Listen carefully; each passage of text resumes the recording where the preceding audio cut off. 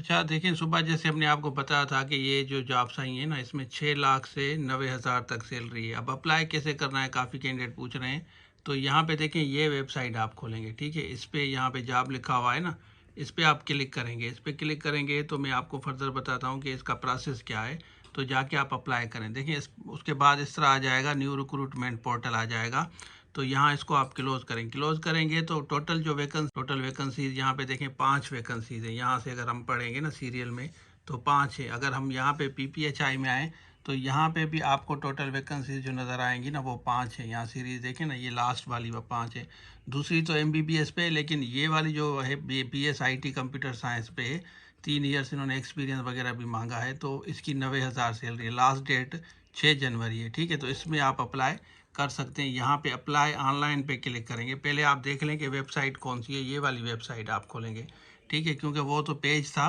तो यहाँ पे अप्लाई नाउ पे जब आप क्लिक करेंगे तो आपसे पूछेगा कि आप पहले पोर्टल बनाए, आपका बना हुआ है या नहीं बना हुआ।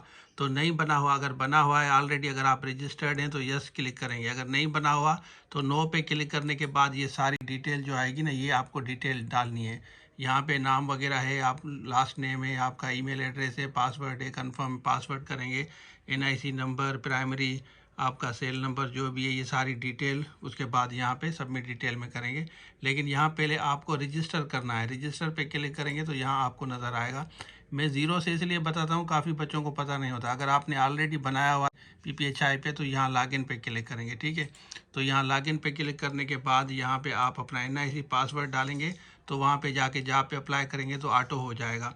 लेकिन अगर आपका नहीं बना हुआ पोर्टल पे, तो रजिस्टर नाउ पे क्लिक करेंगे, ठीक है। इस पर क्लिक करेंगे तो ये डिटेल भरेंगे ना, सारी फिल करेंगे। उसके बाद जो भी फर्दर रिक्वायरमेंट होगी उस प्रोसेस को पूरा करेंगे, तो उसके बाद आपका अप्लाई होगा। तो इस तरह जाके अप्लाई करें और दोस्तों के साथ शेयर करें।